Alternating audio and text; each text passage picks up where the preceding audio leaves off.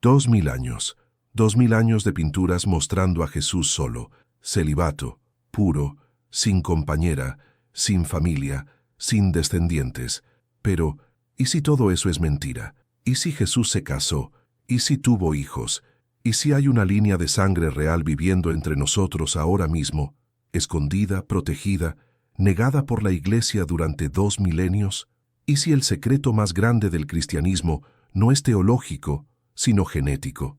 Hoy vamos a explorar una teoría que la Iglesia ha tratado desesperadamente de suprimir. Una teoría tan peligrosa que personas han sido asesinadas por investigarla. Una teoría que, si es verdad, destruiría los cimientos de todo lo que te enseñaron. Porque si Jesús tuvo hijos, si su sangre corre por las venas de personas vivas hoy, entonces todo cambia. La divinidad se vuelve humanidad, el cielo se vuelve tierra, y el poder de la Iglesia, construido sobre la idea de un Cristo celibato y divino, se desmorona. Comencemos con lo que la Biblia no dice. En ninguna parte del Nuevo Testamento dice explícitamente que Jesús era celibato. Nunca dice Jesús no se casó. Nunca dice Jesús no tuvo relaciones. Es un silencio, un vacío. Y la Iglesia llenó ese vacío con una narrativa de pureza. Dijeron, el silencio significa celibato. Pero el silencio también podría significar lo opuesto, que era tan normal, tan obvio que Jesús estaba casado, que nadie sintió la necesidad de mencionarlo. Porque aquí está el contexto cultural que la Iglesia ignora. En el judaísmo del siglo I, estar soltero a los 30 años era prácticamente imposible. Era anormal, era sospechoso. Los rabinos judíos estaban obligados a casarse. Era parte de cumplir la Torá. Fructifiquen y multiplíquense. Era mandato, no sugerencia. Y Jesús era rabino. Lo llamaban rabí constantemente en los evangelios. Si realmente era rabino, según las leyes de su tiempo, debía estar casado. Entonces, ¿por qué la Biblia no lo menciona? Dos posibilidades. 1. Era tan obvio que no necesitaba mención, como no mencionan que Jesús respiraba o dormía, cosas asumidas. 2. Fue deliberadamente removido, editado, censurado, por razones que pronto entenderás.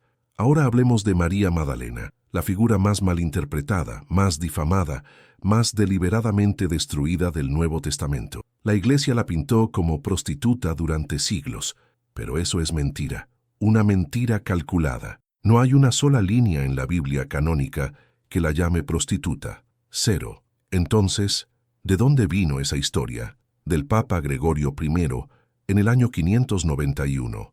Él declaró, sin evidencia, que María Magdalena era la mujer pecadora que ungió los pies de Jesús. ¿Por qué lo hizo?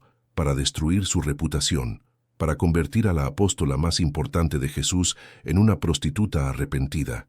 Porque si miras los evangelios sin prejuicio, María Magdalena no es periférica, es central.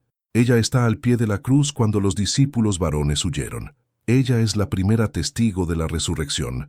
Ella es la primera en ver a Jesús resucitado.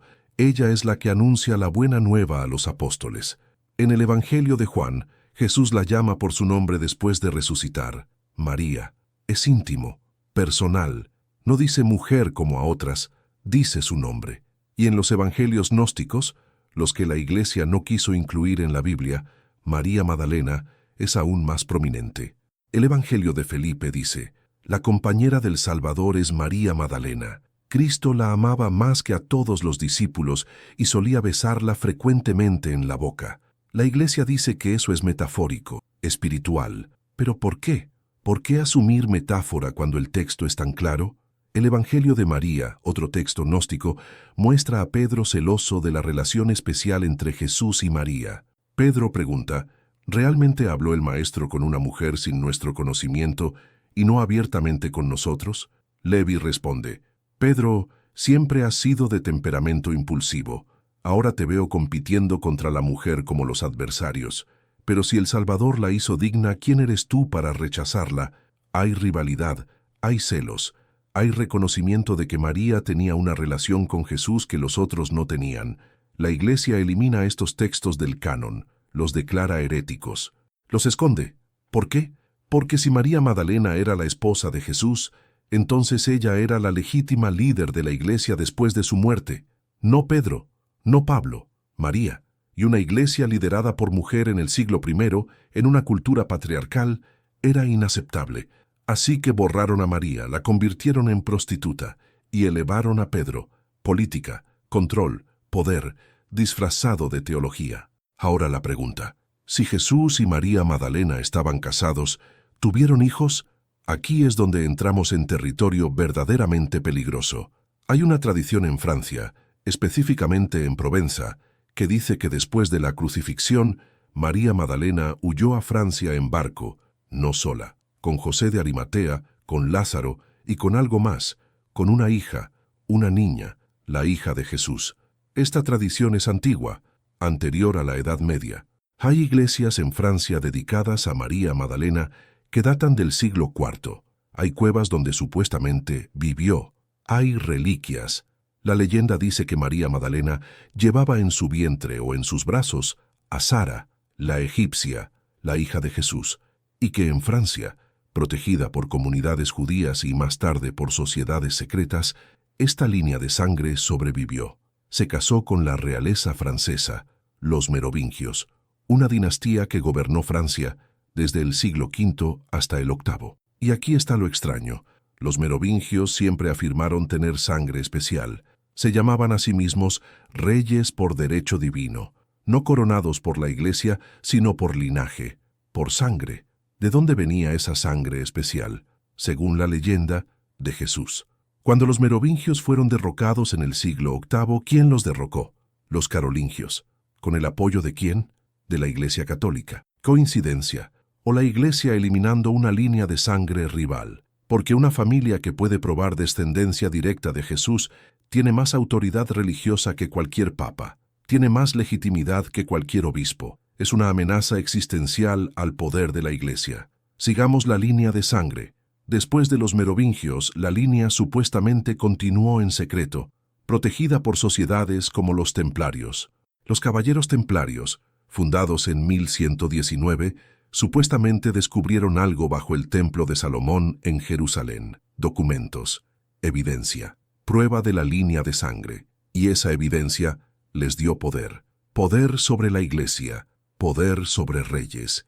Se volvieron increíblemente ricos e influyentes, hasta que en 1307, el rey Felipe IV de Francia, en coordinación con el Papa Clemente V, arrestó a todos los templarios en un solo día. Los torturaron, los quemaron en la hoguera, por herejía o por saber demasiado. Justo antes de ser capturados, la flota templaria desapareció de La Rochelle, Francia. Barcos cargados con tesoros, nunca encontrados. ¿A dónde fueron? Escocia, Portugal, América. Sí, hay teorías que llegaron antes que Colón. ¿Llevando qué? Según la leyenda, documentos, prueba de la línea de sangre, y tal vez algo más, tal vez descendientes vivos. Ahora avancemos a tiempos modernos. Hay familias nobles en Europa que, según genealogistas, pueden trazar su línea hasta los merovingios.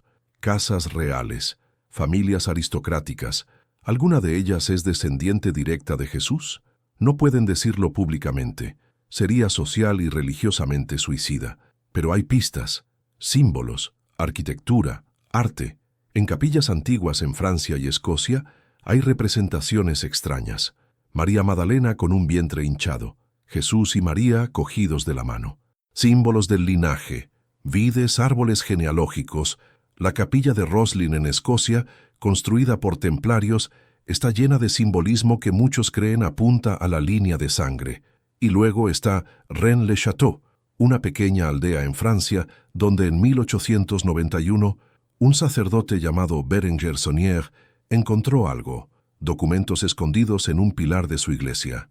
Después del descubrimiento, se volvió increíblemente rico. Renovó la iglesia con simbolismo extraño. Mantuvo correspondencia con la élite europea. ¿Qué encontró? Nunca lo dijo. Murió llevándose el secreto. Pero muchos creen que encontró evidencia de la línea de sangre y que fue pagado por alguien para mantenerse callado. Ahora hablemos de genética. Si Jesús tuvo descendientes, su ADN estaría en el mundo. Diluido después de 2000 años, pero presente. ¿Hay manera de probarlo? Técnicamente sí. Si pudieras obtener ADN verificado de Jesús, del sudario de Turín, por ejemplo, y compararlo con supuestos descendientes.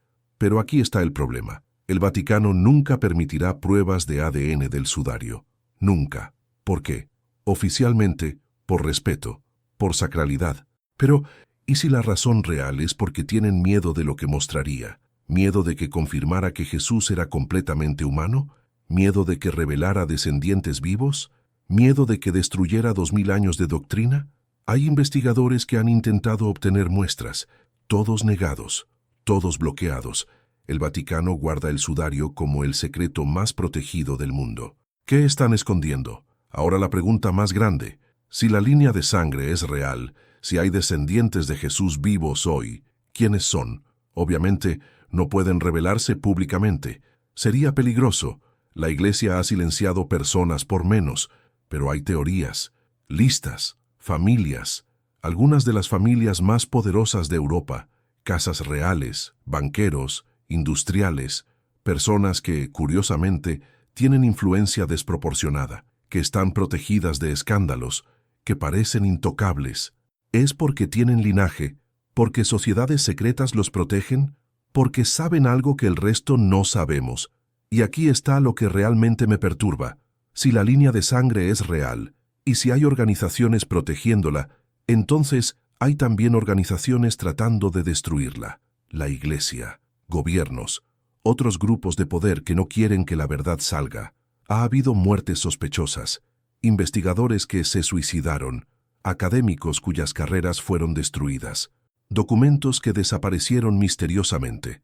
El investigador más famoso de la línea de sangre, Michael Weigand, autor de Holy Blood, Holy Grail, murió en 2013, oficialmente de hemorragia cerebral, pero había recibido amenazas.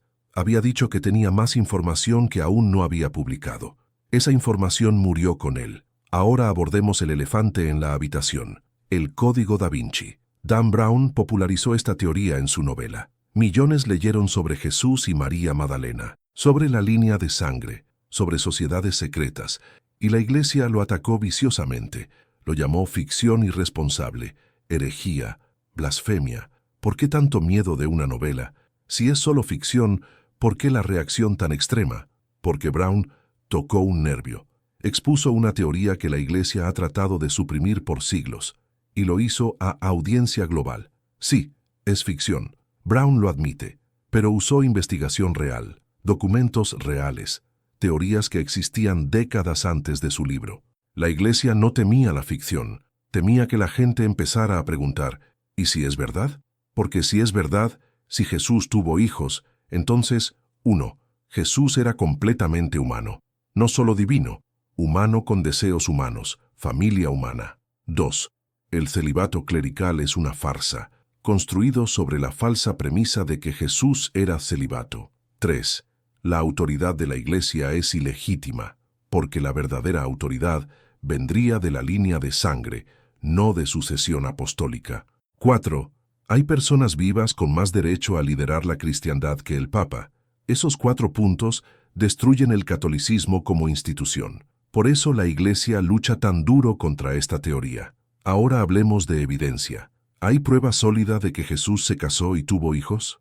No, no del tipo que se sostendría en corte, pero hay evidencia circunstancial, mucha. Los evangelios gnósticos que muestran intimidad especial entre Jesús y María Magdalena. La tradición francesa de María llegando con una niña, el símbolo del Santo Grial siendo reinterpretado, no como copa, sino como sangreal, sangre real, linaje, el súbito enriquecimiento de los templarios después de excavar en Jerusalén, la destrucción violenta de los templarios justo cuando se volvieron demasiado poderosos, las extrañas afirmaciones de los merovingios sobre sangre divina, el misterio de Rennes-le-Château, la protección extrema del Vaticano sobre reliquias relacionadas con Jesús, la reacción desproporcionada de la Iglesia a cualquier sugerencia de que Jesús estaba casado. Ninguna de estas cosas es prueba, pero juntas pintan una imagen de secreto, de supresión, de verdad escondida. Aquí está mi teoría personal sobre lo que realmente pasó. Jesús se casó con María Magdalena. Era normal, esperado, necesario para un rabino. Tuvieron al menos un hijo, probablemente una hija, basándose en las tradiciones francesas. Después de la crucifixión, María huyó, no a Francia inmediatamente, sino primero a Egipto. La comunidad judía de Alejandría la protegió. Eventualmente, se movió a Francia. Su descendencia se mezcló con judíos locales primero, luego con la nobleza. Los merovingios sabían de su linaje. Lo usaron para legitimidad, pero nunca lo proclamaron abiertamente porque era peligroso. La Iglesia descubrió el secreto. Tal vez en el Concilio de Nicea en 325, tal vez antes, decidieron suprimirlo, porque un Jesús casado con descendientes vivos amenazaba su poder. Así que editaron los evangelios, eliminaron referencias, difamaron a María Magdalena, crearon la doctrina del celibato. Los templarios redescubrieron la verdad en Jerusalén, encontraron documentos, tal vez genealogías, tal vez incluso tumbas. Usaron ese conocimiento para ganar poder, hasta que fueron eliminados.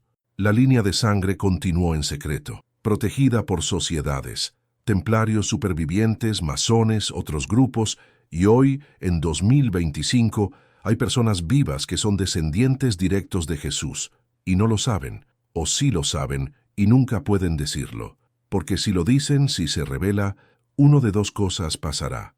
1. Nadie les creerá y serán ridiculizados. 2. Demasiadas personas les creerán y serán asesinados. Entonces el secreto permanece, 2000 años y contando. Ahora la pregunta filosófica, ¿importa? Si Jesús tuvo hijos, ¿cambia su mensaje? ¿Cambia su enseñanza?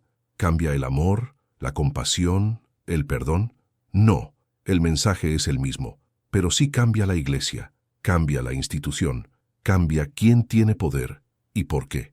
Y tal vez por eso el secreto ha sido tan ferozmente protegido, no para proteger a Jesús, para proteger a la institución construida en su nombre. Porque un Jesús humano, casado, con familia, es peligroso para una institución que depende de su divinidad inalcanzable.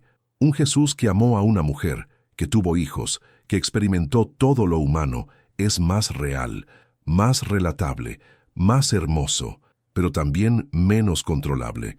No puedes construir un imperio de celibato obligatorio sobre un fundador que estaba casado.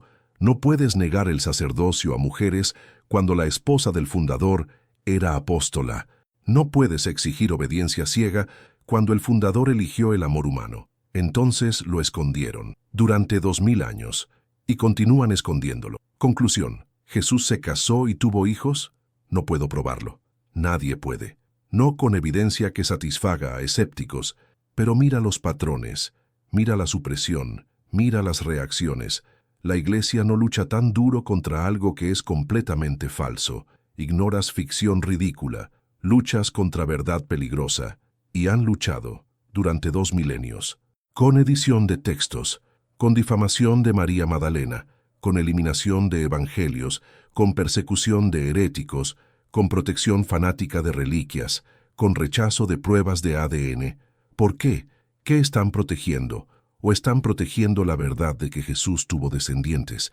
¿O están protegiendo la mentira de que no los tuvo? De cualquier manera, hay secreto, hay supresión, hay miedo, y donde hay miedo, generalmente hay verdad escondida. Así que te dejo con esto. En algún lugar del mundo, tal vez en Francia, tal vez en Inglaterra, tal vez en Estados Unidos, hay personas caminando por la calle con la sangre de Jesús en sus venas. No lo saben, o sí lo saben, pero nunca pueden decirlo. Viven vidas ordinarias, trabajos ordinarios, familias ordinarias, sin saber que llevan el linaje más extraordinario de la historia humana.